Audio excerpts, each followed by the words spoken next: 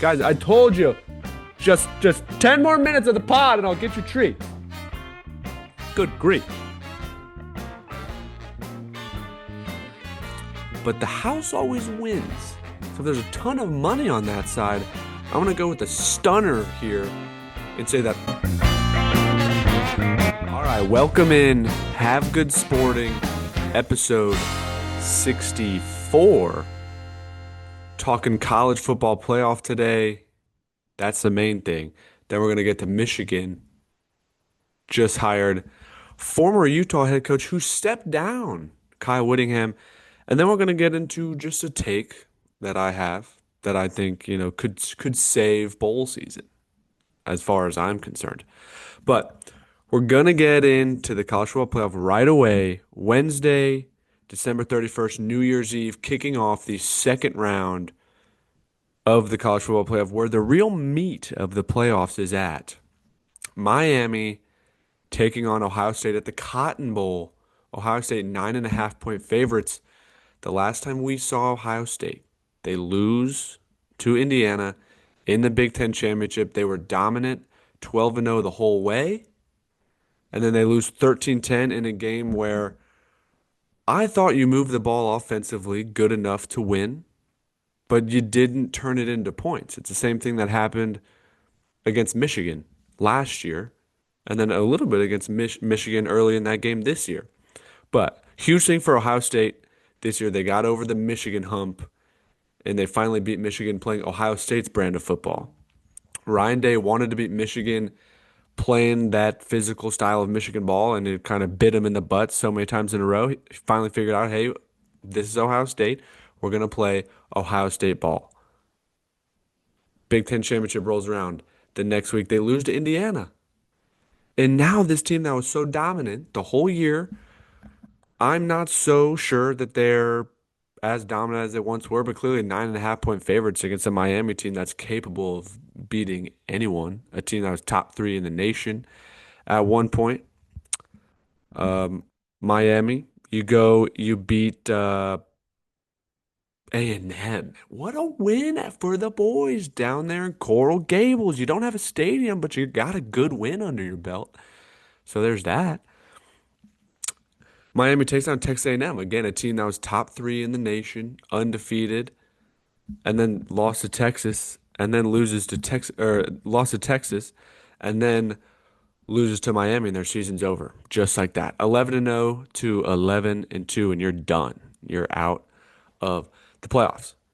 But this game, to me, the winner of the Texas A&M game, other than Oregon obviously having a layup against JMU and going into Texas Tech, who is, by most accounts, the worst of those top 4 seeds, even though I think Texas Tech's really good. To me, the winner of this Texas A&M Miami game was going to be capable of also winning their second round game. I don't know if I can say that about Ole Miss or Alabama. And then Oregon and Texas Tech are right in the same boat. It's a 4-5 matchup. So that one that's an outlier. But Miami, you gotta get something out of Carson Beck. Carson Beck didn't have to do much against Texas A&M. Miami missed a bunch of kicks. Both teams felt like they missed every kick in that game. But Mark Fletcher goes off for like 17 and 170. Malachi Tony makes a great play late, making up for his fumble. The best version of Miami is very, very competitive in this game. My variable with Miami is Carson Beck. And you don't want your risky variable to be your quarterback. You hate that because Carson Beck is going to Carson Beck 2 or 3 times a year. If you're a Miami fan, maybe you only want that to happen 1 time a year. Maybe. Hopefully 0. But we can't be going out throwing 3 picks against this Ohio State defense and then giving the ball back to Jeremiah Smith and Julian Sain and Carnell Tate and Brandon Innes and Bo Jackson. They got Bo Jackson on their team. So Ohio State, Miami, in the Cotton Bowl. I know what I'm going to get from Ohio State. And I feel like I know what I'm going to get from Miami because they're going to get up for this game. They pull a Miami 2 times a year, losing games they should never lose. It's that classic concept of playing to the level of your opponent. and it biting you in the butt. But they're going to get up for this game. It's going to be good. I think Miami covers the spread in this game, but I think Ohio State wins. And you can say that's the easier way out. Ohio State wins, Miami covers. That's a normal way to go about things. But I do. I think Miami keeps this game close, and I think purely based off of talent alone is what separates this game. I think it's a 7-point win for Ohio State. I think Jeremiah Smith is going to score a touchdown. I think Carson Beck is going to be held relatively in check, and I haven't seen a team all year be able to run on Ohio State. So I think it's possibly under 42 and a half too. I mean, you never know.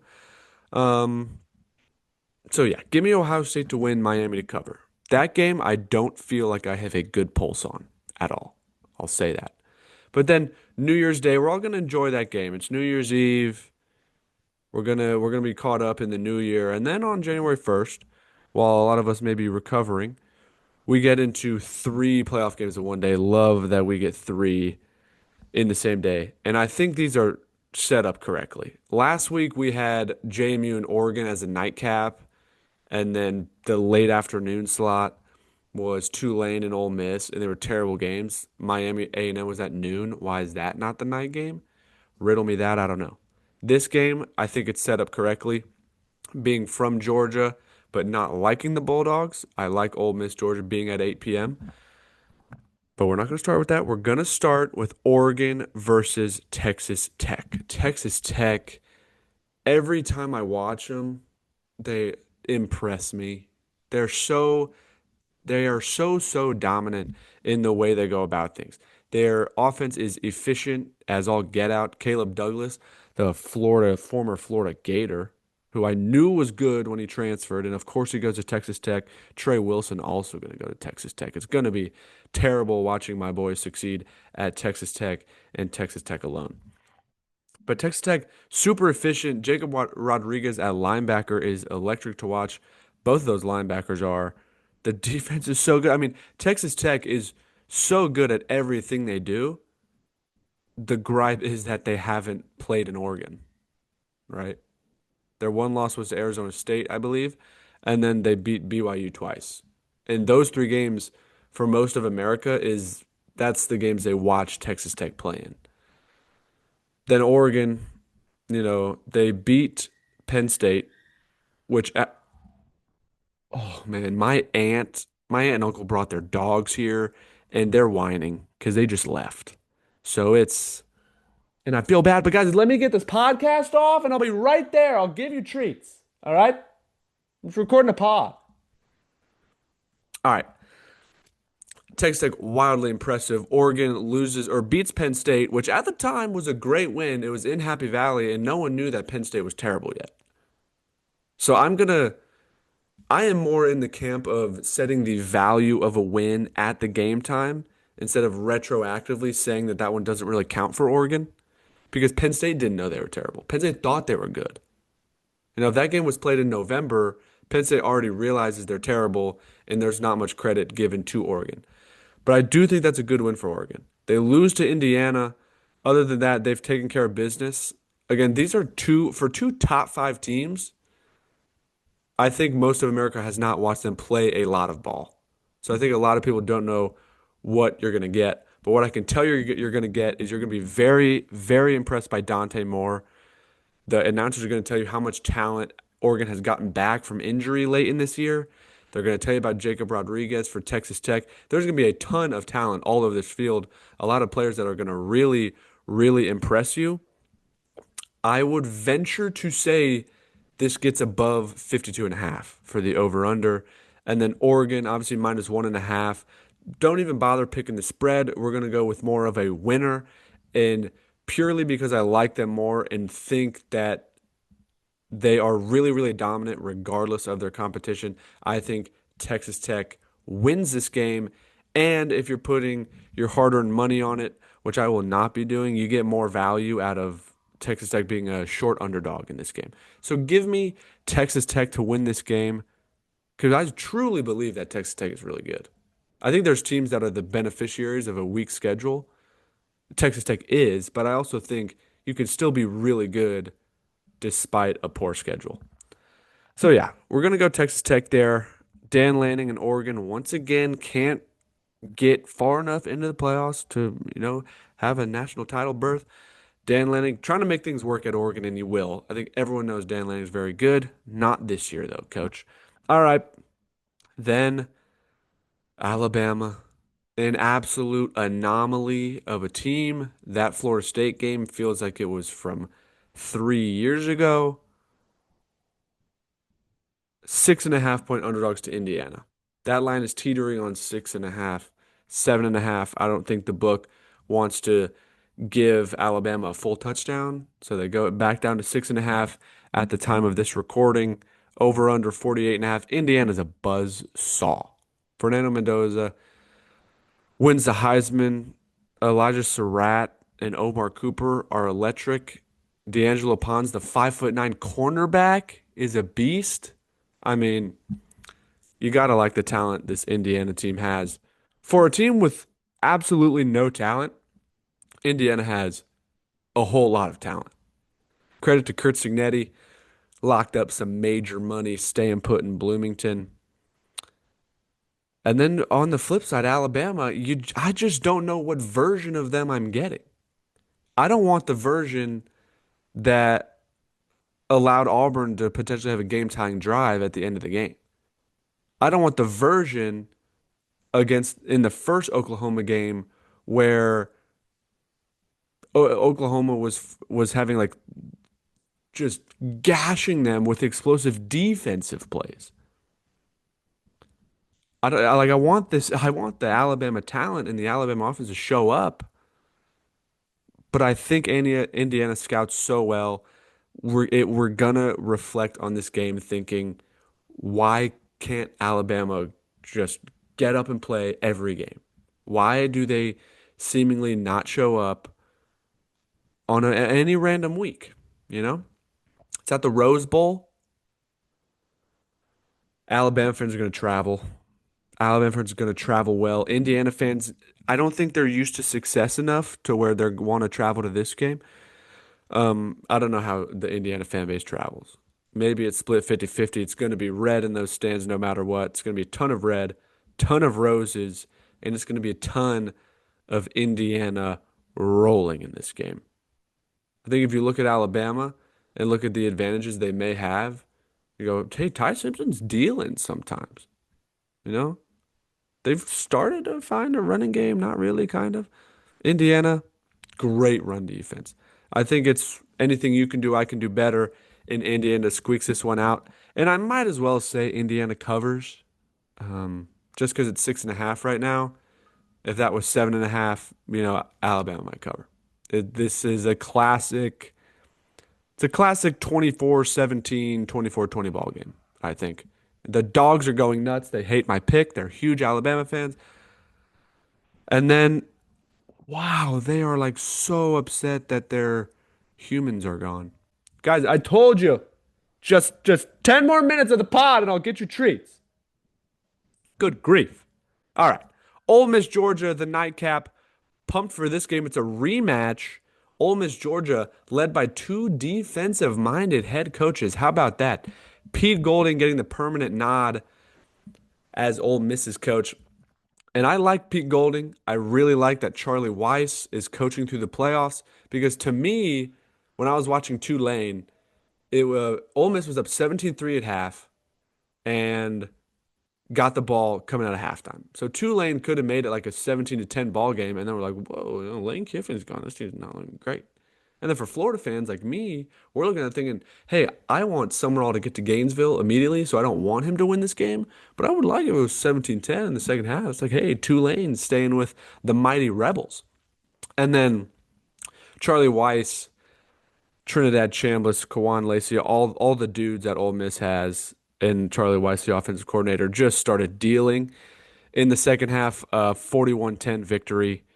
So really a big thumbs up to Ole Miss for kind of proving that, or big thumbs up to Charlie Weiss for saying, hey, this is my offense, right? I'm the offense coordinator. This is not Lane Kiffin's offense. Now, Lane Kiffin is probably calling the plays and his hands are absolutely all over it and he's like managing the game and he was huge for Trinidad Chambliss.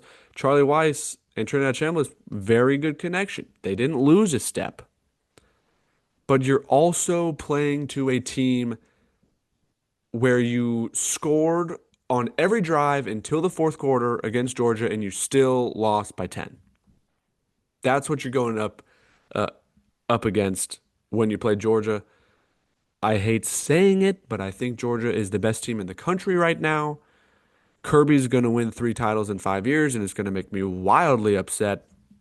But I think in this game, especially at the Sugar Bowl, Georgia fans love New Orleans because they love drinking, they love barking, and they're going to pack that place out. I think it's not going to be loud like Athens loud, but again, Ole Miss. I think this game, you're not going to feel it against Tulane, but I think this game you feel Lane Kiffin's absence, and you're not going to get it done against Georgia. Georgia money line is like the would be like the bet of my life. Georgia 6.5. I saw today on Twitter that that is the most bet spread of like the college football postseason right now. Everyone seemingly thinks Georgia covers that spread. If I didn't know that information, I would also say that I think Georgia winning by at least a touchdown is a lock. But the house always wins. So if there's a ton of money on that side, I'm going to go with the stunner here and say that Ole Miss covers the spread and the house wins again. Sugar Bowl is going to be a good one. I don't know how long we are into this recording. I'm going to drop 2 more tidbits on you. Throw up the graphic. Boom. Michigan hires Kyle Whittingham. Just coming out as I'm recording this, Pete Thamel says it's a 5-year deal. Um, my buddy Ed, Michigan fan, I don't know how he's feeling about it. I texted him. He said he doesn't know. I'll tell you exactly what he said. I don't think he was like super pumped. He said, don't love it, but who knows? And then I said something back. He said, I don't know. We'll see. And it is a we'll see type of thing. The problem with Kyle Whittingham, in my eyes, and why I think this is not great, is he was at Utah for 17 years, I think. He was came in after Urban Meyer. And for a lot of it, that feels like a millennium ago. So he's been at Utah forever. Really, really good at Utah. And really, really good this year. In 2024 and 23, not as good. But back-to-back Pac-12 championships. They come to the Big 12. They have a down year. And then this year, right back in the hunt for a Big 12 title against what was a better Big 12 this year. Like a pretty good Big 12 this year. But he was going to step down after this year. And coming off of, a couple seasons that weren't what Utah fans wanted, your coach says he's stepping down. It begs the question. Actually, first I will say it's very honorable to step down, pulling like a quit while you're ahead, because he was ready. I thought he was ready to get out of the game. I didn't think he was going to take another job in the same year. So the concern is he fed up with, the state of the sport, and he's stepping down because he wants to be out of the game? Is he stepping down because he loves Utah and wants them to be the best, and he think it's kind of ran its course there, and that's why he's taking this new job? You know, is he still grinding his teeth with this fire under his butt? And he's all in on the game of football anymore? Because if Michigan wasn't in need of a coach, I think Whittingham is not in the sport next year. Because he's stepping down. I don't know if he's taking another job. Now, I don't know what's going on in his head, but I just wonder if you're Michigan, if you just hired a guy who is not all in on college football and also hasn't been in has been at Utah for the last 17 years. Very different football culture out there. Now you go to the winningest program ever in college football, trying to return them to where they once got to without scandal, preferably this time. So I wonder if he can translate his success to more than one stop, you know? And I think I just don't know. I'm the big concern is I don't know if Kyle Whittingham is all in on the sport of football or even all in on Michigan at the very least. With Harbaugh, it was like even when Harbaugh was having down years, he was like so in love with the sport and like you knew he wanted it so bad, he just couldn't get over the hump. And then once he got things rolling, he got his national title and then, he said see ya. So, but he loved football. And Kyle Whittingham obviously loves football. He's a Hall of Fame coach. He's one of the best ever. But I just wonder if you just hired a coach who was ready to get out of the game and he's coming back on a 5-year deal for more money. And he only plans on coaching for like 3. I don't know. But the more I think about it, he's a Hall of Fame coach. And he's won conference titles. And his teams are very, very well coached. Very well coached. Um, yeah, really good coach. Some concerns, but with a Michigan head coach, I think Kyle Whittingham brings the least of those concerns. So I hope it works out for Michigan. I do, but I'm curious to see if it does. So that's it on that segment. Um, Throw up the last graphic. Boom. Bowl game should be at the start of the year. Yes, I said it. Get some of that beautiful perfection that college basketball has because college basketball is the best college sport calendar wise. I mean, college basketball is perfect. College football, we got to fix some things. And we're too far gone to shrink the playoff, even though I think that's the best option.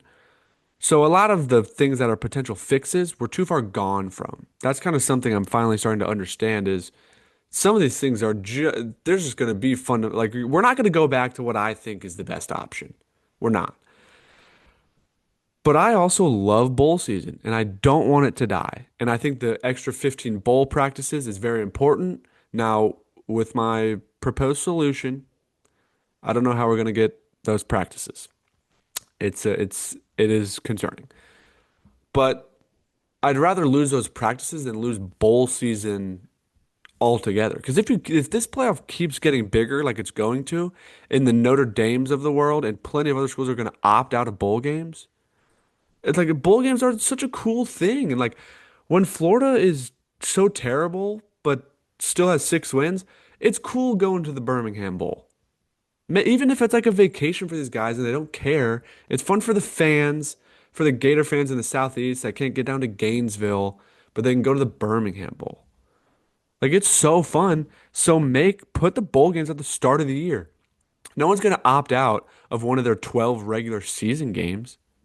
And the first week of the year is already turning into a neutral site thing, and you're just calling it the Invesco QQQ Gridiron Classic, and the teams are doing it for money. So go do it for money at a bowl site. Like at the previous year, you can set the bowl games, and that can be the opening game for the next year. You'll get more ratings. You'll get more people. You'll get more butts and seats. You'll get all the players playing. You won't have opt-outs. And the bowl games matter again. The more you make, if you make the playoffs bigger, do a G5 playoff even. But don't screw bowl season over. So just move bowl season out of the way. Bowl season will gladly move out of the way as long as it still matters.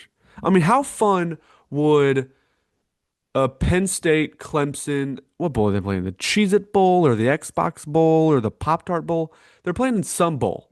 If that was the first game of next year, all eyes on Penn State, Clemson. But now it's the Pop-Tart Bowl, and the teams are terrible, and no one's going to watch. No one's going to go. The players don't care. They're going to opt out and go get drafted. But you put that at the beginning of the season. Both teams are 0-0, and you got two world-class brands going at it, even if it's the Pop-Tart Bowl. That's 8 million people are watching that game instead of 1.5 probably this year. I'm sweating. It's hot in here. I got a sweatshirt on, but that's my piece. I said my piece. I hope you enjoyed it. Like and subscribe. Please interact with this video. I really enjoyed doing it, and I want you guys to enjoy watching it. So just put a like, a comment, something that lets me know that you watched, gave me some attention like I eagerly crave, and that you enjoyed it. Thank you for watching episode 64 of Have Good Sporting. I am Jack Gallagher, and I love you. Goodbye.